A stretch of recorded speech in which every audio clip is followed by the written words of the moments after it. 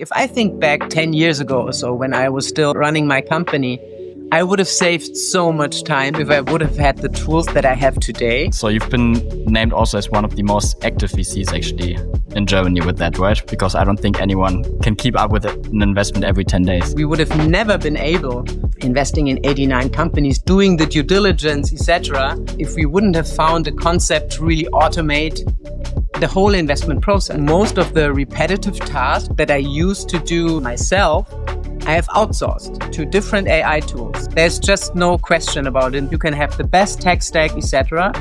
If you don't have good sales, mid to long term, forget it.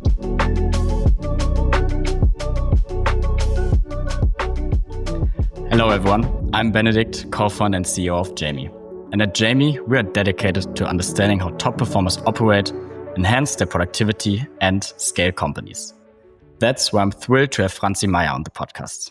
Franzi is a serial founder, ex-McKinsey consultant, and now one of the most active VCs in Germany. At Superangels, she backs founders at the earliest possible stage and was one of the early believers in Jamie.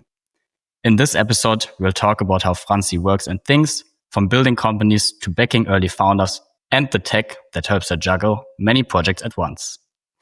Thank you for being here, Franzi. Hi, thank you so much for having me. Really happy to be here. Is there anything that I forgot to mention in the quick intro? I'm sure there's a lot, but anything that you would like to add? Nothing special. I think that was a great intro, so thanks for that. And I'm sure we'll cover a lot of other topics while we are discussing.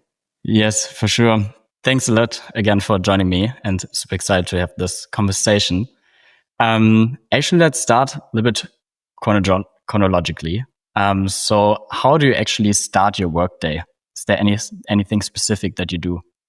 Yeah, I think there is, because I'm like a real morning person. So I never set an alarm, but I usually wake up around 6 a.m., I would say. I always have breakfast and a coffee first. And then I actually, because it's still really calm in the morning, I do my first to-dos, probably do some emails, but not really for long, because then I do my workouts. That's like a basic in the morning. I go out with my dog and then I return to actually start my workday. So I really enjoy having the feeling, especially like early in the morning, that I have already done something for myself. And then I can start my day and start working. Oh, that sounds like a very, very healthy start. And I'm quite jealous of waking up naturally at 6 a.m. When do you go to bed then? Yeah, to be honest, I'm rather boring. So I usually go to bed like around 10ish, I would say. So I do get enough sleep. I always track my sleep. Like I'm kind of a data nerd, I would say. So that's probably the first thing I do in the morning, checking how I slept.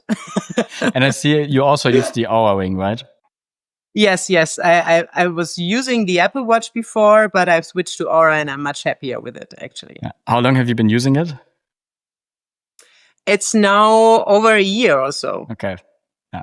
And still... You have it as well? Yes, I have it as well. And also, I think a little bit over a year. And I feel like, especially at the beginning, it gave me a lot of additional insights, many learnings. Yeah. Some which were obvious before, like having late meals. Yeah. But now I think it really helps with the accountability to some extent. What's the main benefit for you? Yeah, for me, it's accountability, as you said. And I don't know, I just also, because it's mostly positive, because as I said, I usually go to bed early. And I just love getting some good news in the morning, you know? Yes, you are fresh, you have like a really good readiness, and let's start the day. I mean, it sounds a bit like probably weird, and it's just like, I mean, you know, if you feel good, you feel good, but I just like reading it. Yeah, no, I totally understand that. And I believe at every tech conference or meetup, it's a great conversation starter. Yeah, that's the next thing. Exactly. And then do you work from home mainly, or do you work from an office? Mostly from home, because at Superangels, we don't really have an office. So what we do is we meet at least once a week, the three of us. I mean, it's only the three of us, plus our 20 Superangels. We're coming back to that later, but they are everywhere. So everywhere in Germany or in Europe. So it's here in Munich, it's the three of us, like the three partners of Superangels. We meet once, twice a week in person, and I think that's really helpful. And then we usually meet like for a couple of hours, also working just in parallel, but also discussing topics, etc. But we don't have an office. Okay. And we actually don't need one, and I'm quite happy that we don't have one. Gives a lot of flexibility. Like no fixed office. And we still see each other a lot. So that's for me and for us the perfect way to work. Yeah. No, I totally understand that. Maybe actually before we dive deeper into how you work, it would be probably interesting if you could give a brief overview of Superangels and what you do. Maybe also a little bit of background how the idea was born. Yeah. Happy to start with that. So, I mean, in the end, the three of us, we are all ex-entrepreneurs. So we founded our companies, we had our exit. We know each other like now for, I would say, 15 years or so. Funny enough, Alex was one of my first investors, my first angel in my previous company. Ah, okay. He still had his own company, but he was already investing. And he was my first angel back when I started my last company. We always had like a great connect. He was always super supportive. I think it was end of 2022. We started investing together, doing smaller tickets, pre-seed. And the three of us, Florian is the third on board, we said, how can we actually optimize our own investing? And we said, look, if you go in so early, we all know that it's super risky because there's not a lot of data you can rely on. So what should you actually do? I think there are different critical factors. So the first thing is you need to invest broadly, like across different industries and in many startups as well, because in the end, it's also statistics. We all know that many startups fail. We don't want to hear it, but we all know it. It's just pure math. So what do you want to do? You want to invest in the best companies, but you also need to invest like in many of the best companies. So how do you do that? And this is where we actually started coming up with the idea, because we said, okay, we are experts in some fields, but not in every field that we are interested in investing in. Like AI, for example, I'm not an expert, neither Alex or Florian. Do we want to invest there? Of course. Yeah. And we wanted that back then already. So we said, how can we make sure that we still get access to the best deals in the market and do the right investment decision once we have access to the deals? So what we did, and this is how Superangel was born, we screened 250 of the most active angels in Germany, all from different industries, different investment focus, etc.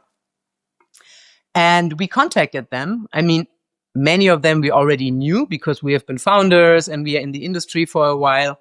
And we said, look, please send us all your historical portfolio data, all the companies you have invested in the past, multiple at exit if there was an exit already, IRR, etc. We analyzed those numbers. That was the first step. So it was always numbers first. If they passed, because multiples were good, etc., there was a second step where we said, please give up the contacts of some of your portfolio founders, because we want to do reference calls.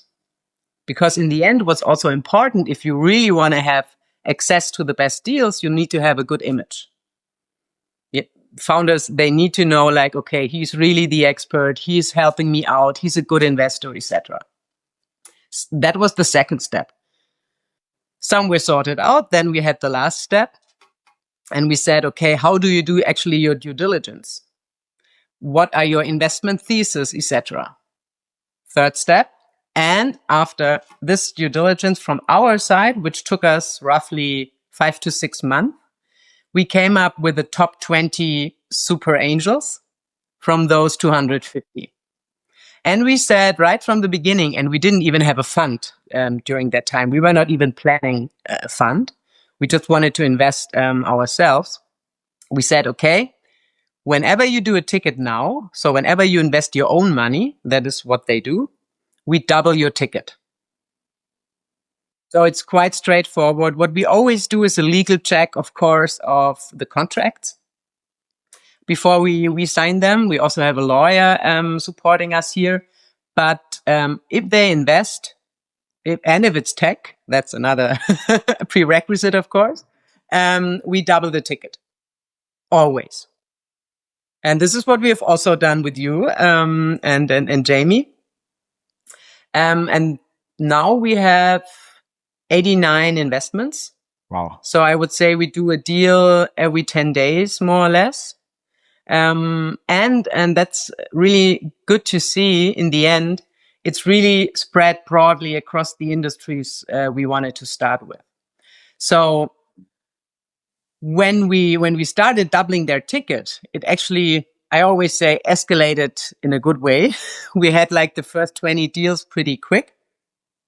So many other investors or family offices, they were approaching us saying, wow, that's actually a cool way of investing. We haven't seen that before. Could we also invest with you? And we said, okay, we have two options. First, we do it like on a deal by deal basis, doing an SPV, etc., which is kind of annoying because it takes time and we want to act quickly. We don't want to act like as a fund in terms of making investment decisions. We want to act like an angel. So if we are convinced or if the angel invests, we want to invest and we want to do that quickly. I can confirm that you do that. And that's how actually we ended up having a fund. Like from the structure, it's like any venture capital fund you could think of. We are BaFin registered, but we act like an angel. And we have now the final closing of Fund 1 this October. And I would say we now 89 investments. We'll end up with this fund, 150 investments, more or less. Oh, very cool. So that's how you can sometimes end up with a fund. Kind of by accident then. Kind of in the end it was, but I think that sometimes the best things in life happen by accident. So and this is exactly what we have here, and what I also really enjoy doing. Yeah, very cool and innovative approach. And I mean, I think also it has been working very well over the last couple of months or the last year. I think you mentioned more than 80 investments and still then roughly 80 to go.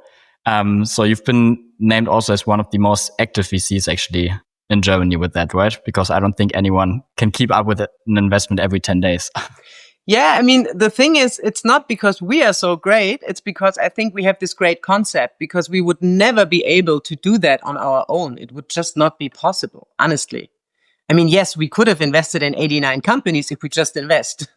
But as we also want to keep the quality as high as possible, I think our approach, relying on those angels, relying on this network, is it's a simple approach, to be honest, but it's amazing. And do you limit the amount of super angels to 20 by heart, or do you say, okay, if we find someone who's super interesting and exciting to you, you would increase the scope? Yes, always. So we are always open here. Sometimes it's also like, for example, we are now thinking of going a bit deeper into defense tech. So we are discussing already with different experts from, like, expert angels from this space, because we want to invest a little more over there. So it's not limited, but they all have to pass our approach, our different our due diligence process, because we would never take any super angel who hasn't passed all the steps. Yeah. Okay, and I can imagine it's super attractive also for an angel to be a super angel, right? Yeah, it is. And I haven't mentioned, it's always good if you can double your investment amount. But the other way, now that we have a fund, they also get part of our carry. So that it was clear from the very beginning, even before we had the fund, that we would share, like, in the end, our revenues with them. And now it's our carry that we can officially share. They are part. We all have an agreement also on this, and they get part of the carry at the end. Okay, so even then more financial upside. Exactly.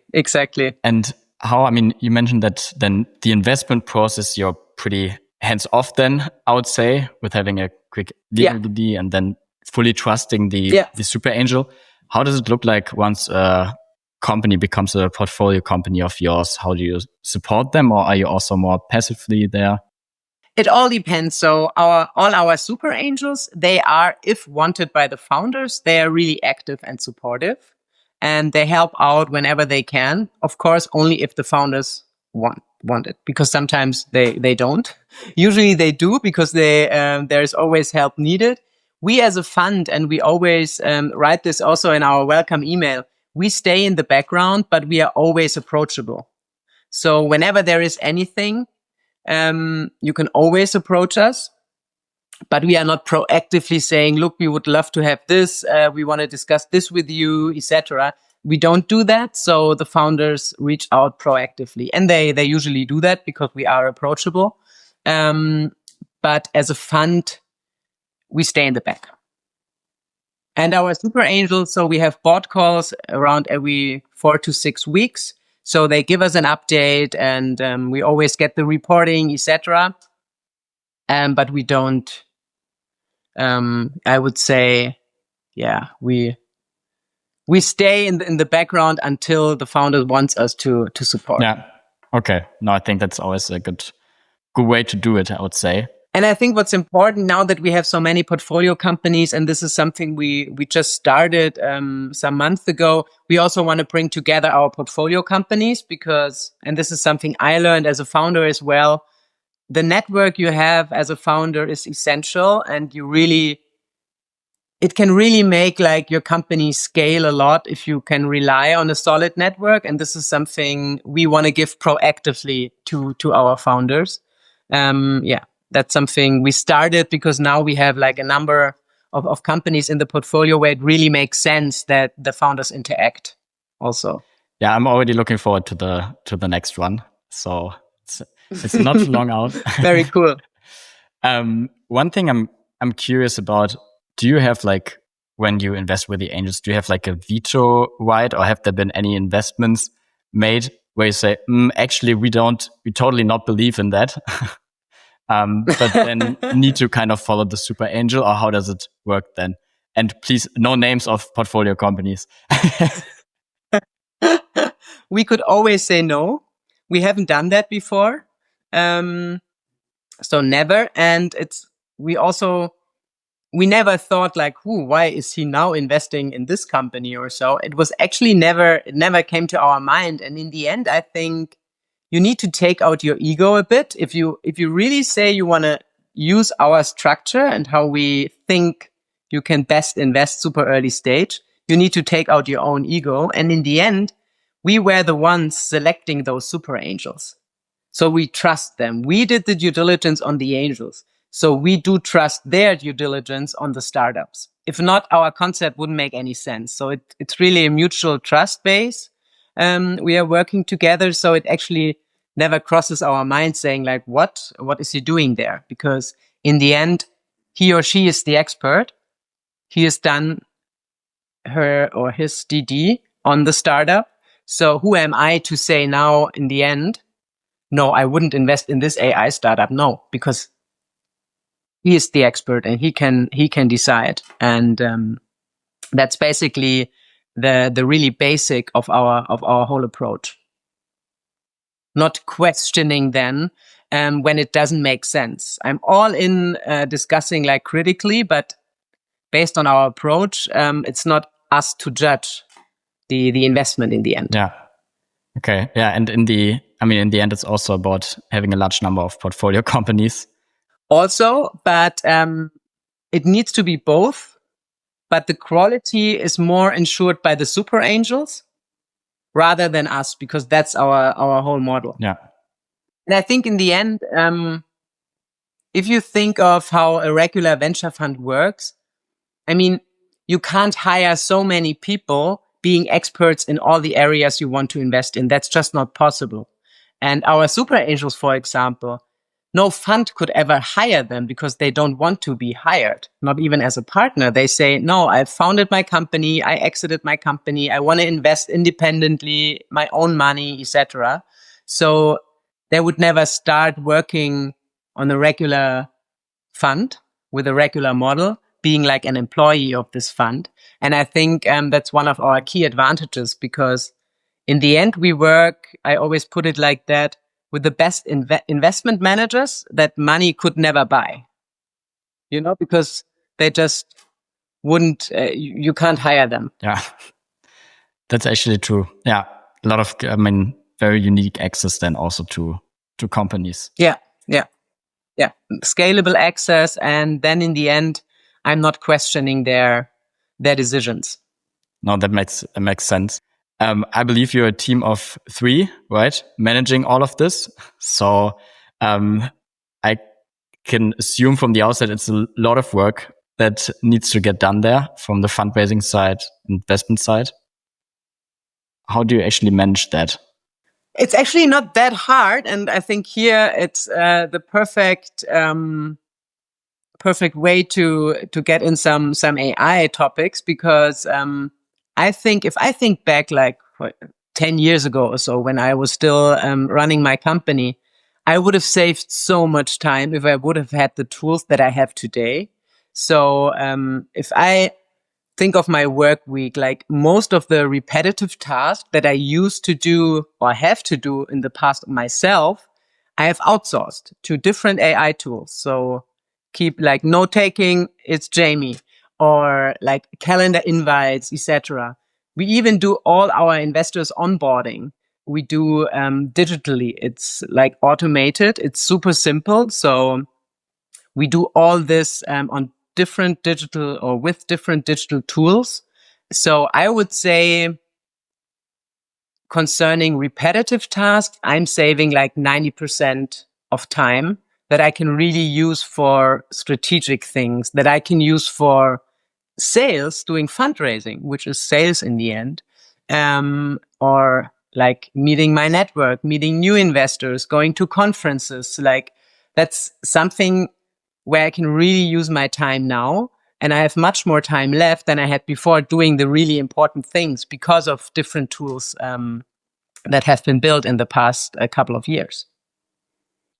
So yes, we are only 3, but we also have a lot of support, technical support, I would say. That's super interesting. I previously had a couple of conversations on how to kind of automate processes with AI. And one thing I would be curious about on that topic is, how did you go about it? Did it kind of like evolve naturally and you saw several new tools and then started adopting these? Or did you really say, okay, let's have a look at all of the processes we have kind of and see which ones we can actually automate and then find a solution for that?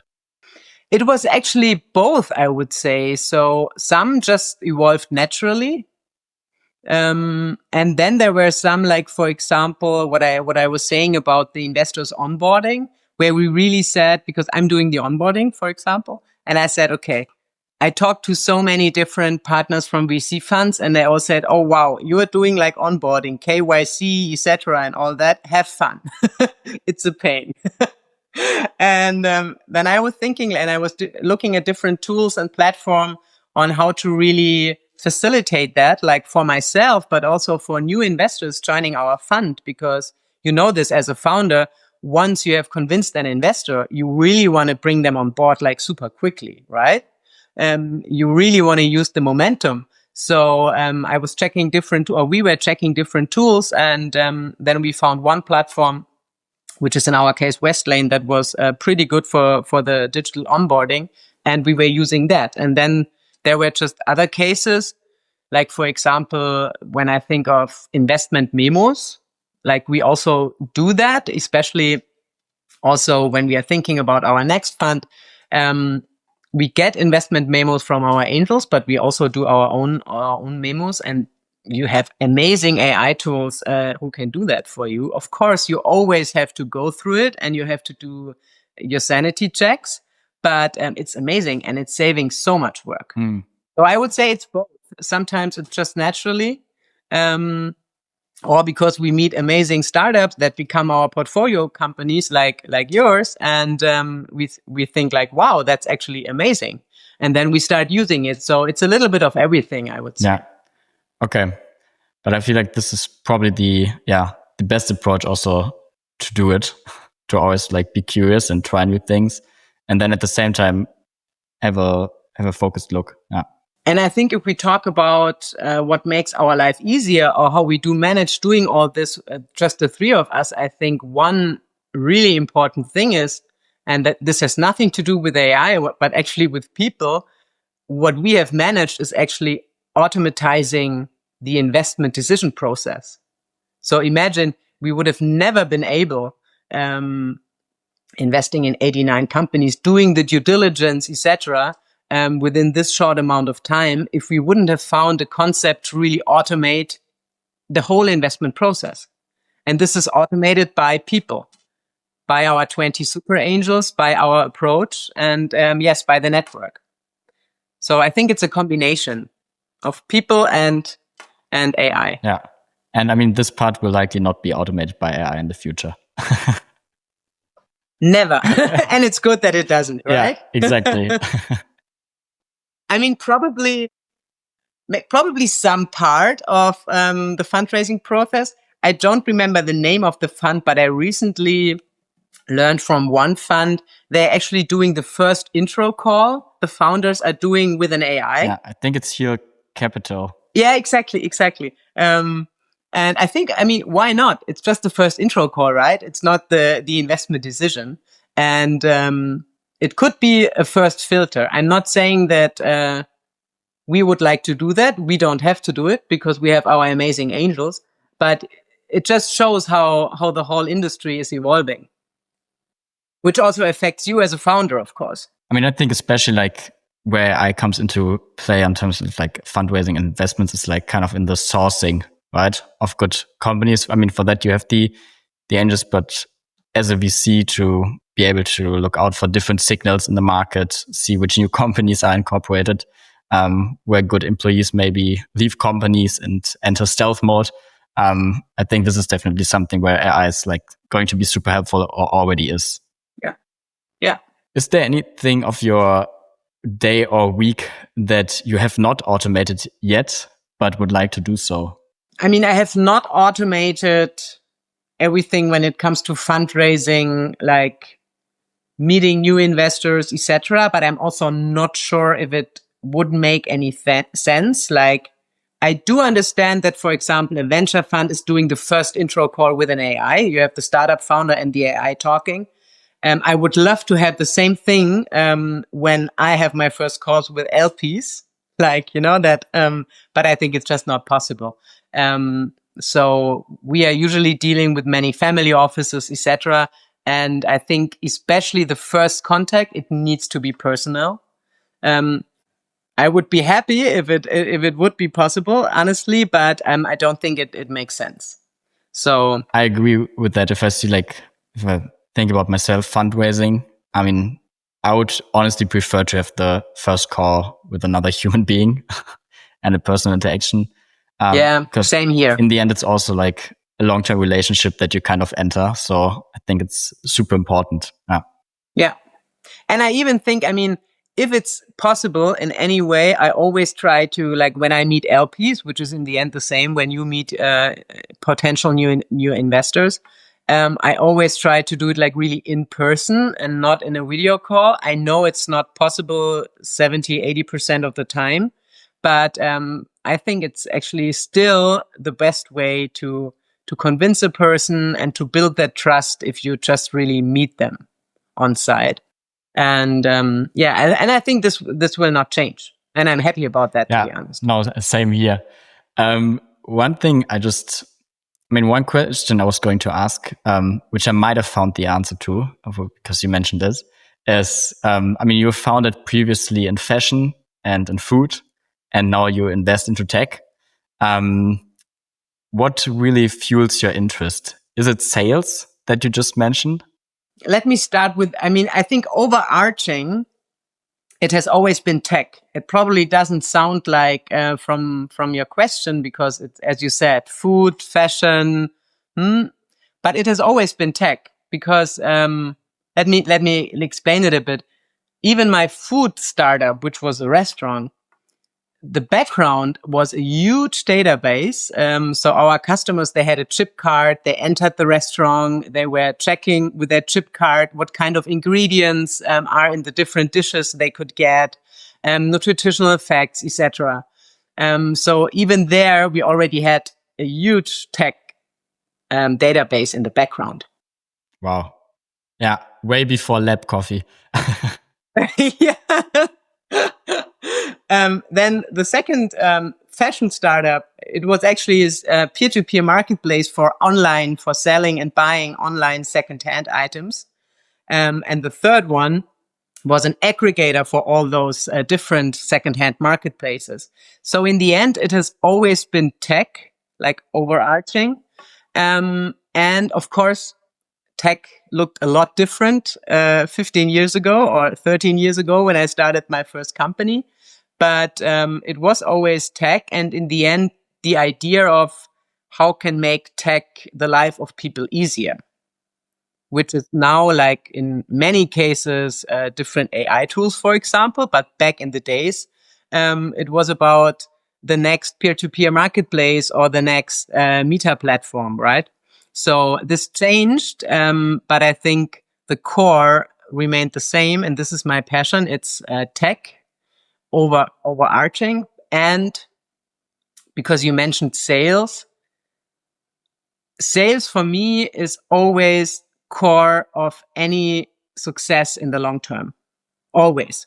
There's just no question about it. And this is why I'm also always emphasizing and always also discussing with our founders that sales is core. Let me explain it a bit, because when I think back of my professional career in the past, it has always been sales. Not only as a founder, it has been sales at McKinsey. Like, look at the consultancy. If you really want to be super successful, becoming like a partner at one point, you need to sell. You need to sell new projects to new clients, etc. If not, after a while, you're out, or you remain like an associate forever, which is not possible because then you get kicked out. So say up, like probably not when you start as a junior consultant, but at one point when you grow into different senior roles, it's sales, which is the most important thing. That's just, there are many other things, of course, but this in the end will decide about failure or success. Talking about startups, same thing. If you can't sell your story to investors, but also on the other hand to your customers, you won't survive. It's just a fact. At one point, you won't survive. You can have the best product in the world, you can have the best tech stack, etc. If you don't have good sales, mid to long term, forget it. Same thing, and that's my third step in my career as a venture capital fund. If you can't sell your idea, your fund, and your portfolio to other investors, you won't be successful. You won't raise your next fund. You won't be able to invest in other new companies. You won't be able to invest larger tickets, because at one point you need to do sales. You can't only invest your own money forever if you want to really invest in many companies. And if you don't manage to succeed in sales, which means in this case convincing limited partners to join your fund, forget it. So in the end, it's sales. Yeah, that resonates a lot. And I think it's definitely one of the core skills that you need to learn. I mean, not only in business, but even in life in general. Yeah, exactly. It's like everywhere. And I think it's funny because I've seen so many different companies in the past, but it's in the end, it's always where it ends up. It's not everything, and don't get me wrong, but it will always play a huge part, rather you succeed or you fail. Where have you personally learned sales? I've never really learned it, to be honest. I always loved telling stories and selling, also buying things. If I'm honest, like even, even at preschool, and don't laugh now. I was dealing with things, I bought stuff at a flea market, pretty cheap things, and I sold them to a higher price to peers at preschool, because I was really able to convince them, you really need to get that toy. It's amazing and you don't get it anywhere else. I just really always loved first telling stories. I mean, you can tell I'm telling a lot. First telling stories and trading things.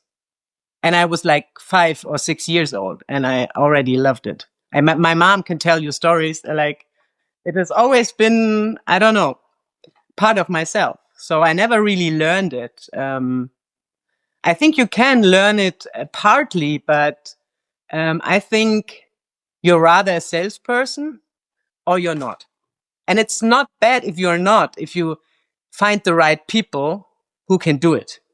You know, you don't have to be like good in anything. Not in anything. In some things you have to be good, but in everything, I mean. Um, but you need to know the things you are good at, and you need to know the things where you need support.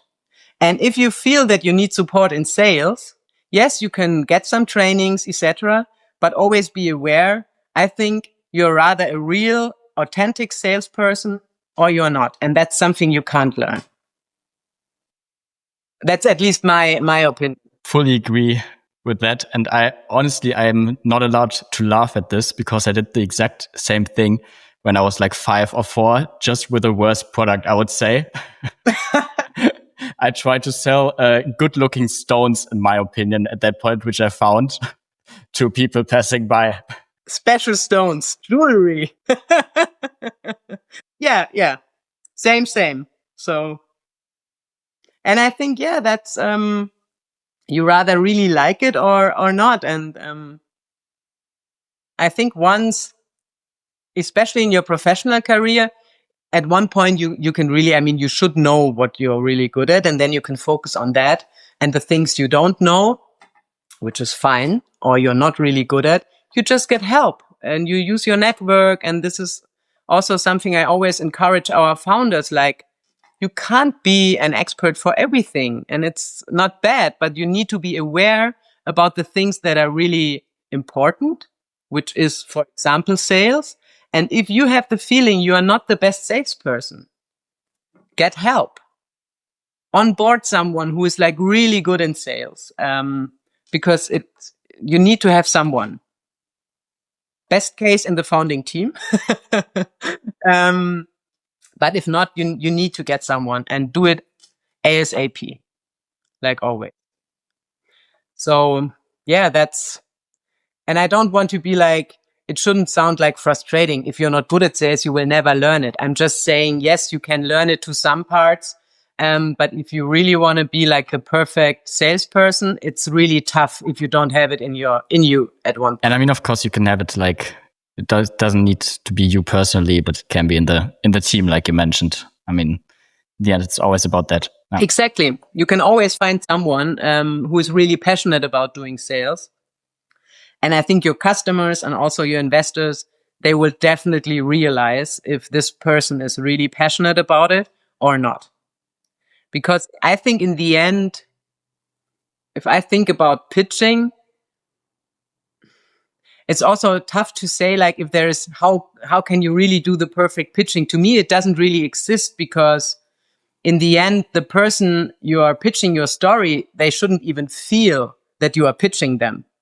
They they should just get curious about what you're trying to tell them, and they should just from themselves want to know more. So it doesn't even like really is an obvious sales pitch. They shouldn't even realize that you're pitching. Well, I feel like there's a lot of value here for early stage founders or for people in general. Maybe we need to do a separate deep dive into sales. Happy to do that. I'm always very excited discussing sales. Even though I'm definitely not an expert, and this is something I'm emphasizing. I'm not an expert. I just really like to do it. Yeah, but maybe this is what, in the end, makes you successful in it. If you really enjoy doing it, it's a good thing that it's so important in so many areas, which is that's quite good. A couple of quick questions that I would like to have your take on, or your experience. What's the most underrated advice for new founders? I'm not sure if it's underrated, but I don't hear it really often. Choose your investors wisely. I think that's super important. And I know how it is. Okay, you said a quick answer, right? Sorry, I'm again talking a lot. Because it's tough. I'm saying choose your investors wisely. And I have been a founder. I know fundraising is tough. I know sometimes it's about if my company will survive or not. Fully aware of that. So you can't always choose your investors. All I'm saying is that if you can, try to be selective with whom you're taking on board, with whom you're actually giving shares in your own company. Because in the long run, it could also kill your company because you have chosen the wrong investors. That's all I'm saying. Being aware that fundraising is not it's not always about having the luxury saying, okay, I want this investor, but this one, no, I don't. I know it's not like that always, but I just want founders to be cautious, so to say. Very good point. You mentioned fundraising. This is not only stressful for founders, but probably also for you now as a VC. What do you do when you feel overwhelmed? That's a quick one. I do any outdoor activity, especially cycling. So I love road cycling in the Bavarian countryside. So we are really lucky here because we have so many lakes and mountains close to Munich. So it's road cycling alone. If I really feel overwhelmed. If not, I also go out with others. Cool. And then last one, what's the last book or podcast that inspired you? I recently listened to the Peter Thiel story. It's on Deutschlandfunk. I mean, I have half of the episodes. I think it's around 6 episodes. So I need to during my holidays, I will listen to the remaining 3. But that was to my, I think that was super interesting. +1 on that. I'll link it in this episode. Then, thanks a lot for taking the time and for being a guest and for sharing so much wisdom and knowledge here. Where can people actually follow you or get in touch with you? I need to admit that I'm pretty bad on LinkedIn because sometimes my inbox is just a bit overwhelming. So you actually best reach me via email, and I'm happy to give my email. Should I spell it, or will you just link it? I will just link it in the show notes, and then Perfect. People can get in touch. Either people that are looking to learn more about Superangels, or maybe want to spare on sales. Exactly. I mean, you can also reach out on LinkedIn. Just I'm already saying probably I'm not the fastest to answer there. Okay, then I will just link both. Thank you very, very much for taking the time. It's a lot of fun. Thank you, Benedict. Super happy to be here and already looking forward seeing you in October. Yes, likewise. Cool. Bye.